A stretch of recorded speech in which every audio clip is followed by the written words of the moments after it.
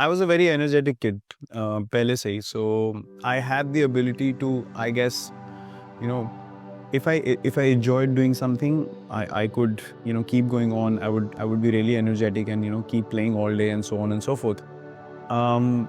So I had that in me. I had that natural energy in me, but I probably didn't have the drive or the vision, the focus to channelize that energy well.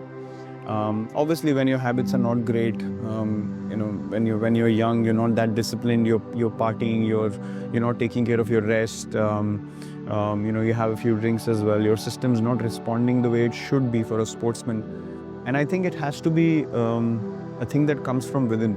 It can't be taught to you. It can't be explained from the outside. So, luckily, that thing came to me itself. That you need to get your act right if you want to be a successful international cricketer. Because if you continue like this, you're just going to be one player who played for a few years and then disappeared because he wasn't disciplined enough or didn't maximize his potential. So I thought, okay, I love batting. I'm working hard at cricket, but how can I improve? How can I get better? What can I add to my game? And then the whole fitness thing struck me and it came to me, and actually I'm grateful for the fact that the game also moved simultaneously. So I started working on myself in 2012, midway after the IPL. About 2013 is the time that I became too lean. 2014 I continued like that. Then 2015 onwards, Mr. Shankar Basu was the Indian team trainer and worked in RCB as well.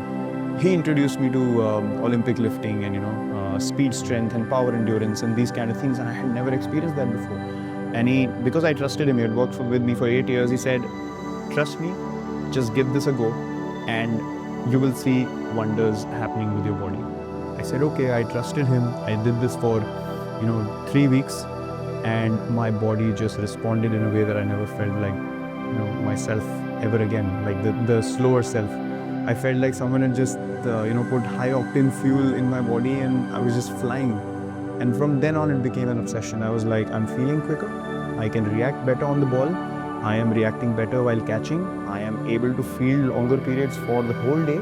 So I am able to contribute for my team 5 times more than I was before. So why should I stop it? And if I'm leading and if I want my teammates to, put in effort, I should be there all day doing that first, before asking someone else to do it. So everything came together so wonderfully for me, my own thinking, my mindset, the fitness change, the boost through Mr. Basu, our trainer. The whole thing came along so well together, and I think 2016 is when I really hit my fitness peak. Because I want to maintain the standard that I'm playing at now till the time I finish. I don't want to be standing in the field and not being able to move the way I do right now. It's just not in me to play like that. If I can't do that, I will stop. So that is my vision. I want to be able to contribute till the last day I play for India the way I'm doing now, with the same energy, same enthusiasm. So I will do anything and everything in my ability to achieve that on a daily basis. It's not easy. If you ask me, do I get affected by failure? Yes, I do. Everyone does. I'm human at the end of the day. So it's difficult to process failure at such a big stage. But also you have to understand that I totally believe in the fact that what's meant to be for you will happen. We play a sport where we feel like we are involved every ball and you are responsible to make something happen.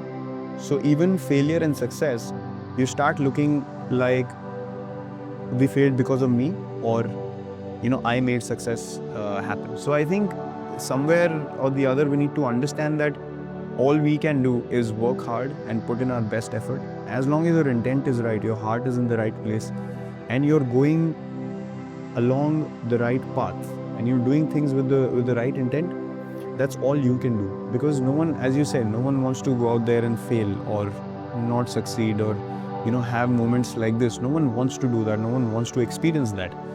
But success and failure is a part of everything that we do in life, whether it's sport, whether it's in daily life, whether you lose someone close to you, whether it's a problem in your job, anything. It is the truth of life, and you need to be able to accept both with grace. That's the thing that I've learned. You can't go gung-ho when you succeed. You can't say, oh, I'm the king of the world, or we are invincible now. And when you fail, you can't beat yourself down so much that you can't get up again. So I think you need to feel the hurt. You need to feel, where could I have done things differently? I think failure is a great way or a great opportunity to analyze what went wrong and to improve on those mistakes, because at the end of the day, cricket is all about that. When you make a mistake while batting, you want to improve it the next time you walk out to play. Or if you play a false shot and you haven't gotten out, you want to improve it the next ball. And similarly for bowlers and fielders, you make a mistake, you feel really bad about it, but then you catch one and then you feel like, okay, I've corrected my mistake. And I think life is all about that. It's about making mistakes on a regular basis, but having the courage and the acceptance and the clarity to say, okay, I have made a mistake. I'm not going to be egoistic about it. I'm going to lay it down, understand what happened, improve on it, and walk forward. Because as you said, people say things, people attack you. If you start focusing on that, you cannot progress, because those are opinions. Those are, things that are happening on the outside.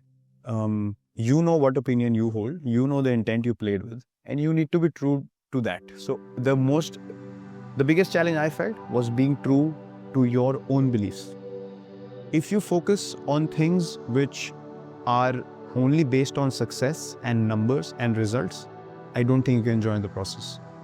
And we as a team, we play so well because we enjoy the process. We enjoy being in difficult situations and coming out on top. Basically, what we are doing on a daily basis is competing with ourselves. How good can we be when we are put under pressure? It's not about coming up against someone or trying to prove someone else wrong. It's about bringing our own standard of cricket higher and higher on a daily basis and setting examples, the right examples for the next generation to take over whenever that happens. I don't know how to explain it. I just hate losing. I hate losing in anything. That is how a sportsman is made up. That is a makeup of any sportsman competing at the highest level. So that's a given. No one is fine with losing or fine with failing. You accept it, you process it. That's different. But the most important thing for me in anything I do on the field is, I don't want to walk out and say, maybe I could have done this. I don't want any maybes. I don't want any what ifs. When I step onto that field, it's a privilege, it's an honor for me. And when I walk out, I want to have zero energy left, because that is what I'm supposed to do. That is why I'm selected. I'm not selected because I'm privileged or I should be comforted because I've reached the highest level. No. However hard I've worked for age group cricket, this has to be a constant 10 times hard-working process on a daily basis, because I'm representing my country. And there couldn't be a bigger honor for me. So I understand the importance of where I've come from and the opportunity I have every time that I step onto the field. I don't want to leave any stone unturned. I hate having the feeling of, maybe I could have gone for that catch. Maybe I could have pushed an extra yard for an extra run. I somehow can't process. So I'm actually always trying to avoid that feeling, and that's why I go along about my work in a crazy manner where I just have to put all my effort into every ball that I play, field, or I'm a part of.